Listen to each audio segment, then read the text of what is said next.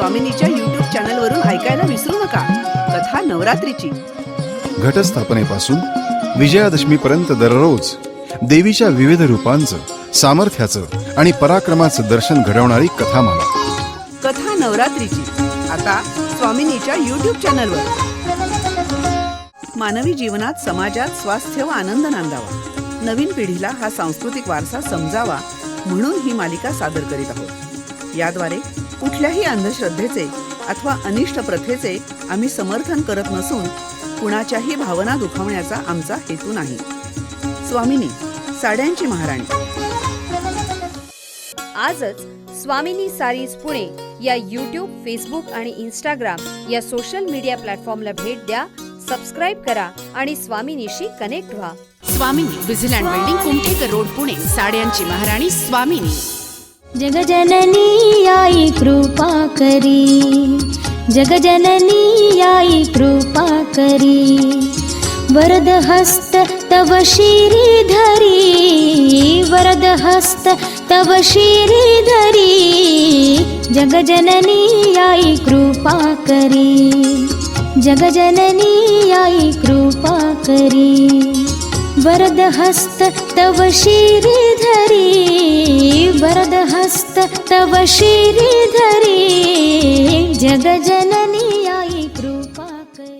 मनू, आज आता तुला मी एक छानशी गोष्ट सांगणार आहे. गोष्ट म्हणजे देवीची ना? अगं देवीचीच, पण सुरथ राजाची. तो अत्यंत चांगला होता. आपल्या पोटच्या मुलाप्रमाणे तो प्रजेचं पालन करत होता. त्याच्या या साम्राज्याला जणू दृष्ट लागली. कोला नामक पुरीचा विध्वंस करणारे राजे त्याचे शत्रू झाले. अत्यंत बलवान अशा त्या सुरभ राजाचे त्यांच्याशी युद्ध झालं. विरोधक जरी कमी बलवान होते तरी त्यांनी सुरथ राजाला जिंकलं. किती वाईट ना. आणि सुरथ राजाच्या बाबतीत तर दुर्दैव चहूबाजूनी चालून आलं होतं. त्याचे अत्यंत जवळ असणारे प्रधान, सेनापती आणि आप्त या सर्वांनी संगनमतांनी स्वतःच्याच राज्याचा खजिना लुटला आणि सैन्यही नष्ट केलं. म्हणजे ज्या लोकांसाठी त्या राजाने लढा दिला त्यांनीच राजाला फसवलं. आजी, असे कसे काय ग वागू शकतात लोक? जग असंच असतं पोरी.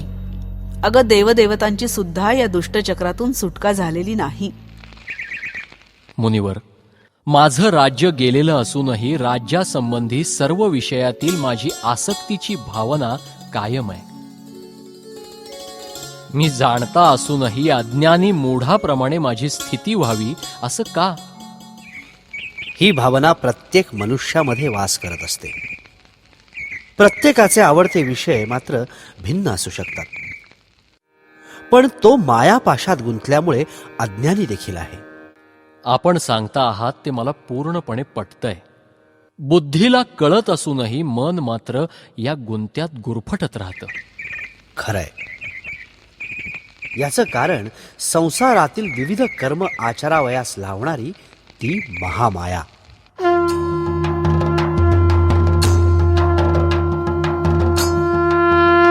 तिच्याच प्रभावानं या मायाजालात मनुष्य फिरत राहतो. ही महामाया म्हणजे या सबंध विश्वाचं पोषण करणाऱ्या महाविष्णूची योग निद्रा. ही श्रीकृष्णाची माया आणि तिच्याच योगे सर्व जगात मोहांचा वावर असतो. या जगात ठाई ठाई जाणवणारी आसक्ती, इच्छा, मोह, माया, मत्सर हेच तर तिचं अस्तित्व. तिच्याकडूनच या विश्वाची निर्मिती झाली. अशी ती वरदा देवी जर प्रसन्न झाली तर माणसाला मुक्ती मिळते. काय म्हणजे मोहाची देवीच मुक्ती देते? होय राजा. तिच्या कृपेचं अत्युच्च फळ म्हणजेच तिच्या जालातून मुक्ती. हे किती आश्चर्य आहे पहा. जिच्यामुळे संसार बंधन प्राप्त होतं तिच्याच आशीर्वादानं संसारातून मुक्तीही मिळते. भगवन, जिला आपण महामाया म्हणतो ती देवी नेमकी कोण? ती कशी उत्पन्न झाली? सांगतो. कल्पाच्या म्हणजे ब्रह्मदेवाच्या दिवसाच्या शेवटी सगळीकडे जलमय परिस्थिती निर्माण झाली. त्यावेळी भगवान विष्णूनं शेषाची म्हणजेच नागाची शय्या करून त्यावर योग निद्रेचा आश्रय घेतला.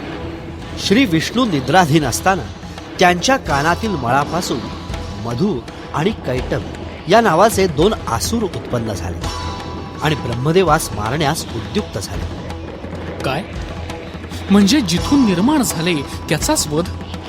हे पूर्वापार चालत आलंय वत्सा. त्यावेळी ब्रह्मदेव श्री विष्णूच्या नाभिकमलात विश्रांती घेत होते. त्यांनी ते महाभयंकर आसुर पाहिले आणि विष्णू मात्र योग निद्रेत गढून गेल्याचं त्याला दिसलं. तेव्हा विष्णूला जागृत करण्यासाठी ब्रह्मदेव एकाग्र चित्तानं योग निद्रेला प्रसन्न करू लागले. त्यानं योग निद्रेला साकडं घातलं. हे स्वामिनी, तुझ्याकडून विश्वाचं धारण पोषण केलं जातं. तुझ्यापासूनच या जगाची उत्पत्ती होते आणि तूच या जगाचा संहारही करतेस. तूच महाविद्या, महामाया, महाबुद्धी आणि महासमृद्धी आहेस. तूच महादेवी आणि माहेश्वरी आहेस. अशा रीतीनं देवी प्रसन्न व्हावी म्हणून ब्रह्मदेवाची आराधना सुरू होती. त्यानं तिचं स्तवन सुरू ठेवलं. मग देवी जागी झाली का? इतक्या लगेच प्रसन्न होईल ती महामाया कसली? पण ब्रह्माची आळवणी जगताच्या हितासाठी चालू आहे हे देवीनं जाणलं. मधु आणि कैटभ या राक्षसांच्या हातून विश्व निर्मात्याचा संहार होऊ नये यासाठी ब्रह्मदेवानं चालवलेलं स्तवन ऐकून देवी जागृत झाली. म्हणजे श्री विष्णूही जागे झाले? हो, ही योगनिद्रा विष्णूंच्या नेत्र, मुख, नाक, बाहू, हृदय आणि छातीतून बाहेर पडली. तीच मुळी शक्ती जागृत करत. त्यामुळे श्री विष्णूंनी अत्यंत दुष्ट, पराक्रमी, क्रोधानं लाल झालेले आणि ब्रह्मदेवाचं भक्षण करण्यासाठी आसुसलेले मधुकैटभ बघितले आणि ते युद्धाला सज्ज झाले. बापरे, किती घनघोर युद्ध झालं असेल नाही? देव आणि दैत्याचं युद्ध म्हणजे महासंग्रामच असणार. हे युद्ध म्हणजे खरोखरीच एक महासंग्राम म्हणावा लागेल. कारण तब्बल 5000 वर्ष ही लढाई सुरू होती. 5000 वर्ष? पण ब्रह्मा आणि विष्णू यासारखे सामर्थ्यवान देव असूनही त्या 2 दैत्यांना मारायला इतकी वर्ष? पण दैत्य देखील श्री विष्णूंच्या शरीरातून निर्माण झालेले. त्यामुळे त्यांची शक्ती सुद्धा अफाट होती. त्याच बळावर ते लढत होते. पण हळूहळू महामायेचा प्रभाव त्यांच्यावर जाणवू लागला. ते मोहित होऊ लागले आणि म्हणून एका बेसावध क्षणी ते विष्णूला म्हणाले, जगत स्वामी, आपण शत्रू असलात तरी आज आम्ही तुम्हाला वर देऊ इच्छितो. तुम्ही वर मागून घ्या. श्री विष्णू जितके शक्तिमान तितकेच बुद्धिवान. त्यांनी तात्काळ उत्तर दिलं, जर तुम्ही दोघेही माझ्यावर संतुष्ट असाल तर तुम्ही माझ्याकडून मृत्यू स्वीकारावा. तुम्ही अशी संधी मला दिलीत तर या प्रसंगी यापेक्षा दुसरा वर मी काय मागावा? विष्णूंच्या या चातुर्यानं ते दैत्य स्थिमित झाले. अशा रीतीनं फसवल्या गेलेल्या त्या राक्षसांनी सर्व सृष्टी जलमय झालेली बघितली आणि स्वतःचं चातुर्य सिद्ध करण्यासाठी ते म्हणाले, पृथ्वीचा जो भाग पाण्यानं व्यापलेला नसेल त्या ठिकाणीच आम्हाला मरण दे. मग काय, भगवान विष्णूंनी क्षणात त्यांच्या चक्रानं मधुकैटभाची मस्तकं छेदून टाकली. अर्थातच हा पराक्रम योग निद्रेच्या म्हणजेच महामायेच्या प्रभावामुळे घडून आला. म्हणजे साक्षात जगनिर्मात्याला जाग करणारी, त्याच्या हातून विश्वरक्षण करवणारी अशी ही महामाया म्हणजे साक्षात महाकाली.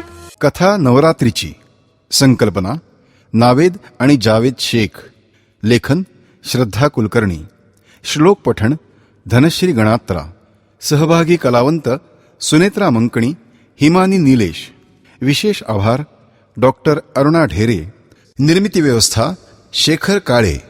घटस्थापनेपासून विजयादशमीपर्यंत आकाशवाणीच्या पुणे केंद्रावरून सकाळी 10 वाजता जरूर ऐका साड्यांची महाराणी स्वामिनी द्वारा प्रायोजित कथा नवरात्रीची. स्वामिनी, विझिलँड बिल्डिंग, कुमठेकर रोड, पुणे. साड्यांची महाराणी स्वामिनी.